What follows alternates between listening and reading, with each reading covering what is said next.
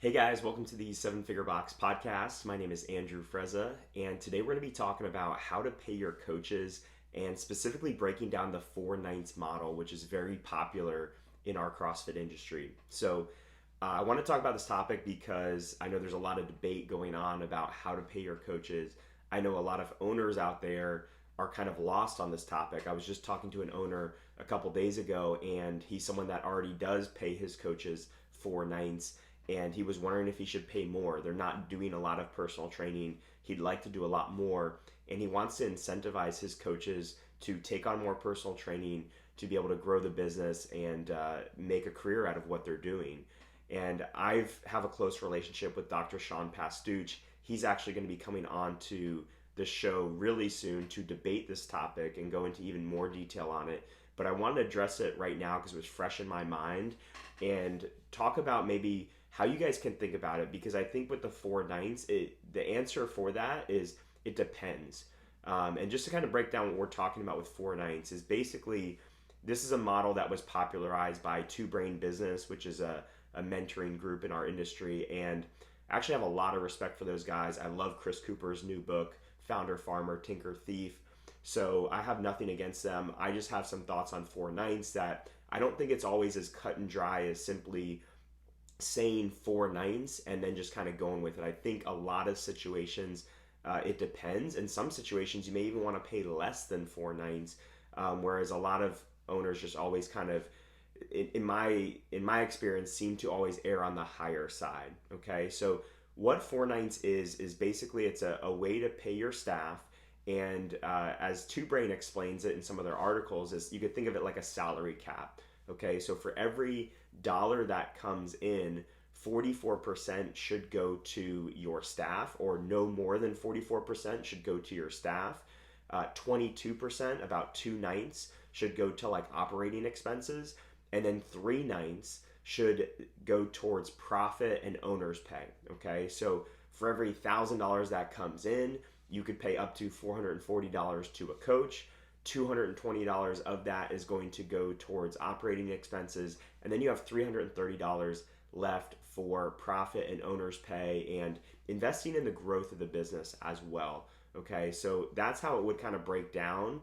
And this model is typically applied to auxiliary services mostly. Okay, you can apply it to group classes. A lot of gyms do apply it to group classes, but you're going to primarily see this model applied to things like personal training, one-on-one programming, one-on-one nutrition coaching, or specialty classes. Some of these auxiliary services that we're going to add on when most of our gyms our bread and butter is those group classes. So the reason I think that it's not as simple as just slapping 4/9 on every service that you offer is because different services have different level of risk. They have different level of investment by the business, different level of investment by the owner, and you have to factor that into how much you can pay out. Okay, so if we talk about something like risk, like for us, starting a nutrition program is higher risk than you think. Okay, for us, we work with Healthy Steps Nutrition, and they actually work with Two Brain and recommend the 4/9 model. But the investment to start up with them was a $1,600 training program. It's $249 a month in ongoing subscription service to work with HSN. We also purchase an in-body machine, which is $5,000 or $6,000.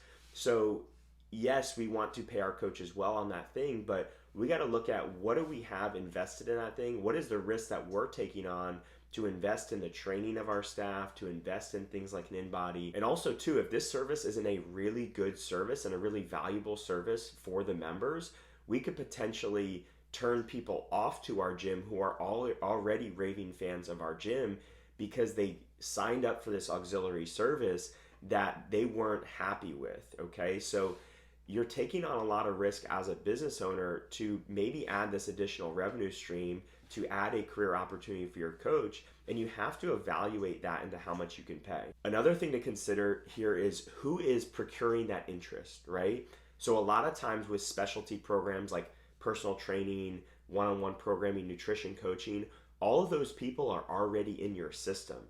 Those are already people that you had to take from the couch or from another gym or running on their own, and you had to make them a loyal member of your gym, a raving fan of your gym. So a lot of that sales process is already done ahead of time. 50, 60, 70% of that sales process has already been done ahead of time because that person's already in your system.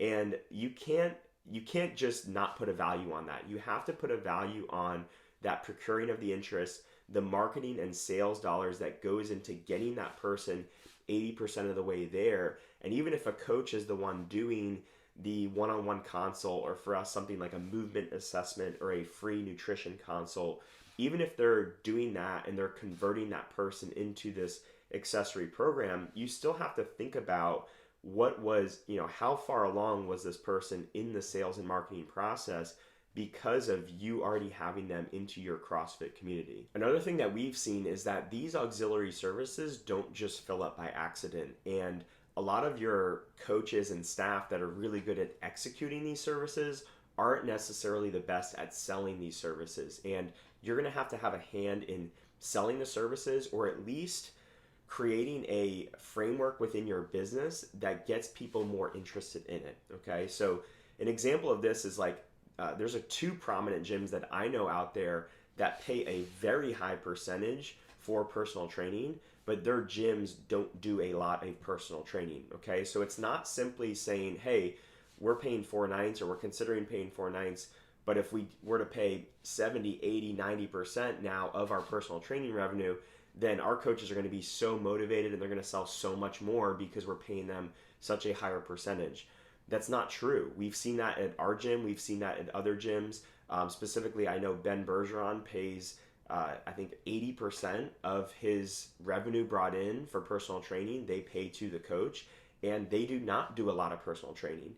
Jason Khalipa for a long time has always said, hey, I want to make my profit on the group classes. We're going to pay 100% of whatever comes in out to the coach for personal training. And I know at their NC Fit gyms, they haven't done a lot of personal training in the past, and now they're bringing that percentage down so they can actually help promote and sell personal training and build it into the business model, right? So if personal training, nutrition coaching, if these auxiliary services are not built into the business model and it's not built into the way that you communicate with athletes on a daily basis, then those things are not going to sell. You might end up with a one-off client here and there, but your coaches are never going to build that book of business until the support is there from the business. So it's something that you have to really weigh in terms of how much you want to pay, is how much responsibility is going to be on you in the business to evolve to create this side project or side revenue stream. The thing that I love about 4/9 though is it starts to get owners to realize where their money is actually going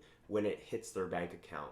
A lot of owners out there don't realize that when they get an extra $1,000 of revenue, a lot of that money is already accounted for. That's really the biggest missing piece that I see with a lot of owners out there that don't understand the financial side. I know it was a mistake we made for several years, and we can even fall back into those old patterns, but is when you get $1,000, if you sell a $1,000 personal training package, that $1,000 is not really yours to keep. And that's what I love about 4/9 is 4/9 is saying that of that $1,000, 22% is gone right off the bat to operating expenses. I mean, you look at something as simple as credit card fees. If you're paying a $1,000 charge on something like an Amex or one of these higher percentage fees, you're going to pay upwards of 4% on that. So, $40 goes out the door like that, and that's 4% you can't afford to pay to a coach now because the business never saw that. Only $960 hit the bank account, even though $1,000 was charged. And we still have to factor in things like rent and air conditioning and equipment into those charges.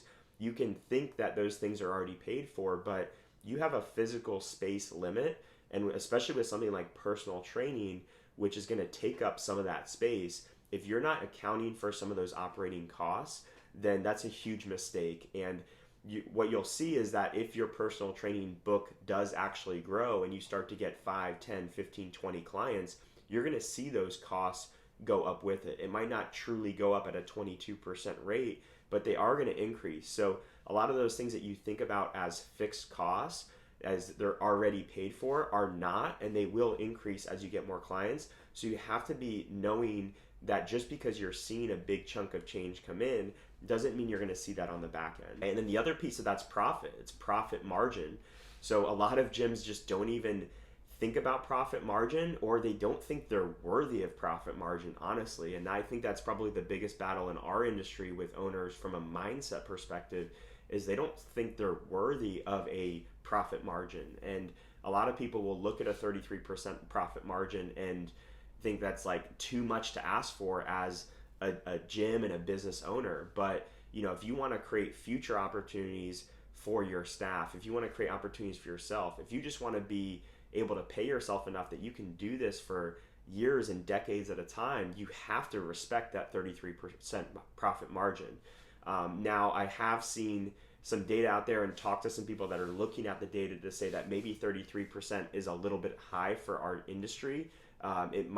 We might not be able to expect that high of a profit margin, and that's where we can start to maybe argue that 4/9 model. But I still think we want to be in the ballpark of that number, and we need to build in a profit margin. We don't want to martyr ourselves for our members, and not even for our staff either, to the point that everybody wins but us. Okay, so it's definitely something to consider, that every dollar that comes in, a lot of that money is already accounted for before you even get a chance to pay your coach. The biggest thing that jumps out to me when I really start to break down 4/9 is that a lot of gyms are just simply not charging enough for these auxiliary services.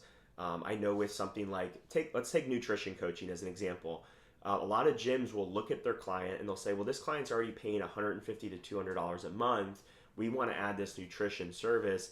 I think it's realistic for them to pay another $75 for this. I know gyms charge even less than that, but I think that's a number that a lot of gyms feel comfortable charging, is like, this person's already paying a lot of money. I could see them paying an additional $75 on top of that. But when you run that number through the 4/9 model, it really doesn't work out well for the coach or for the gym owner. When that number is that low, it makes it really hard to create a sustainable nutrition program at that amount. If we talk about the 33% profit margin, that's $25 on 75. If you talk about the 44%, that's like $30, 30 something on 75. So think about what's realistic for your nutrition coach to handle. Okay, so let's assume that a nutrition coach could realistically handle 20 to 30 people on top of their group classes. Okay, let's call that 25.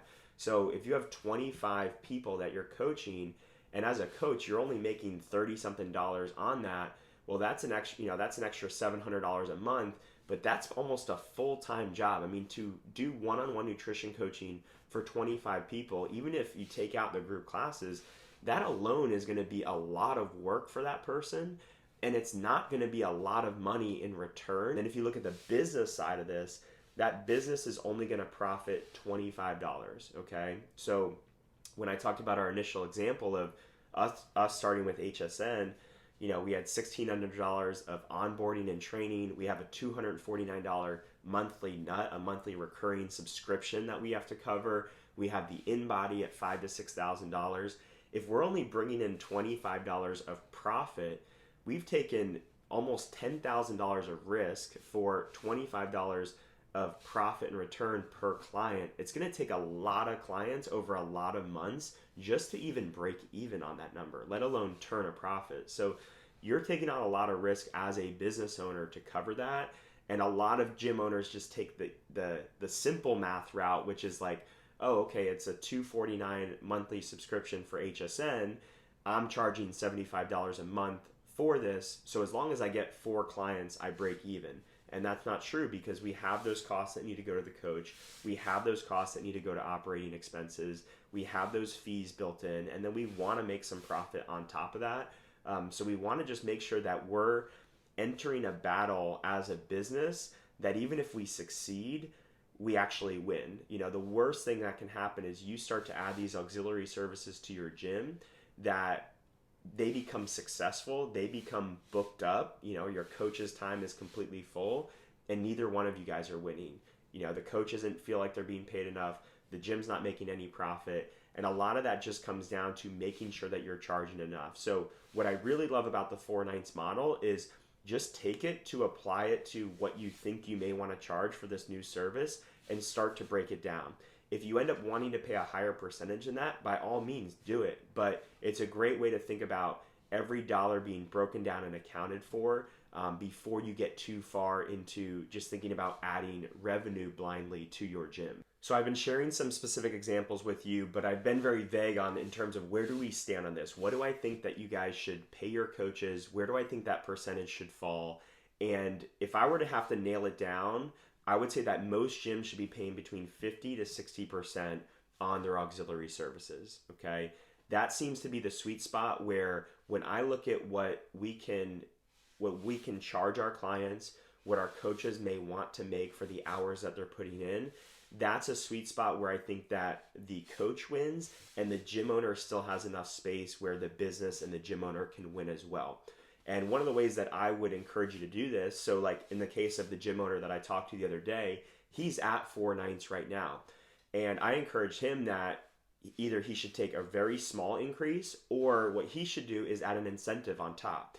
So if he wants to incentivize his coach or give his coaches the ability to make a career out of what they're doing by building a book of business, then just reward the ones who are already taking those steps to building that book of business. Okay, so if you're at 4 nights, maybe you have 5 and 10% increases based on how much that coach generates in revenue, whether that be for a pay period or a month or a quarter, and then you can pay bonuses based on that. So we pay bi-weekly. It would be very easy for us, although we do monthly, but it would be very easy to just say, okay, if you charge more than $500 in personal training in this bi-weekly pay period, you're going to get a 10% bonus on that number.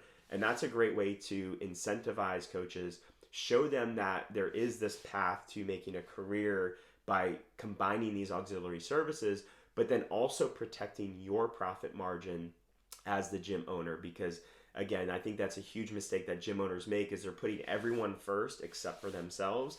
And it's really important that for every dollar you have coming in, you have some already being segmented away for the gym owner and for the long-term success of the business. So we're going to dive even deeper into this topic when I get Dr. Sean Pastuch on the podcast here soon. But I wanted to just give you guys some things to start with and some things to think about as you guys are thinking about how you want to pay your coaches and how you want to maybe add some auxiliary services to your gym, okay? Thank you guys for watching this video. If you can subscribe, I would highly appreciate it. If you enjoyed the video, please hit the like button, and that helps me reach even more people out there. And have a great day, guys.